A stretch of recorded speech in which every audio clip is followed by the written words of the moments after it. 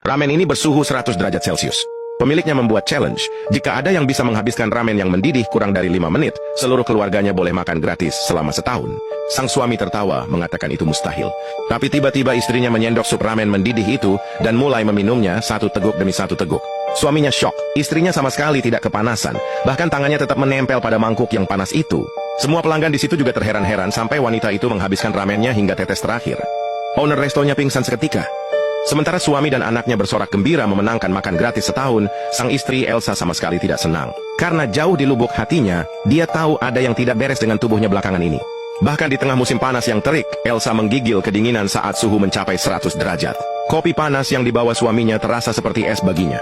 Suatu hari di tempat kerja, dia tidak sengaja meletakkan tangan di atas wajan yang panas, tapi bukannya kesakitan, dia justru merasa nyaman. Karena khawatir dia periksa ke dokter. Setelah serangkaian tes, dokter menjelaskan bahwa otaknya masih dalam mode bertahan hidup akibat kedinginan. Dokter bertanya apakah Elsa akhir-akhir ini berada di tempat yang sangat dingin. Pertanyaan itu mengingatkannya pada kejadian beberapa hari yang lalu. Saat itu, Elsa sedang mengecek stok barang di dalam freezer, ketika seorang satpam menutup dan mengunci pintu tanpa menyadari keberadaannya. Ketika Elsa menyadarinya, sudah terlambat. Dia memukul-mukul pintu dan berteriak minta tolong, tapi tak ada yang mendengar. Dia menelepon kantor keamanan, tapi si penjaga sedang asik mengobrol dan tidak mendengar dering telepon. Dinginnya sungguh tak tertahankan. Dia membungkus tubuhnya dengan terpal plastik untuk tetap hangat. Saat suhu tubuhnya terus turun, pikirannya mulai mengabur. Ketika dia hampir mati kedinginan, seorang pekerja kebetulan memeriksa freezer dan menyelamatkannya tepat waktu. Tapi ketika dia bangun di rumah sakit, sesuatu telah berubah. Tubuhnya sekarang selalu merasa dingin, dimanapun dia berada. Dokter mengatakan tidak banyak yang bisa dilakukan, mereka harus menunggu sampai otaknya tidak lagi merasa terancam. Hari-hari berlalu, tapi bukannya membaik, Elsa justru merasa semakin buruk. Berapapun lapisan pakaian yang dia pakai, dingin itu tak juga hilang. Di supermarket tempatnya bekerja, dia selalu memakai jaket musim dingin yang tebal. Dia menggigil kedinginan, melihat air mendidih di depannya, dia mengulurkan tangan dan mencelupkannya.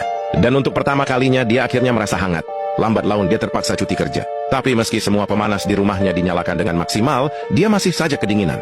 Suatu pagi dia melihat api berkobar dari sebuah apartemen di dekat rumahnya. Tanpa ragu, dia berlari menuju kebakaran itu dan masuk ke dalam gedung yang terbakar.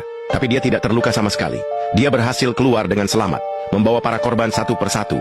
Orang-orang di situ menyorakinya, dan pada saat itulah Elsa merasakan sesuatu yang sudah lama tidak dia rasakan, yaitu tujuan hidup. Dengan kerja keras dan tekad, dia mengubah dirinya. Dia menjadi seorang pemadam kebakaran, dan setiap kali melihat keluarganya menyemangatinya, dia merasa lebih kuat dari sebelumnya. Tapi yang tidak Elsa sadari adalah bahwa bahaya sedang mengintainya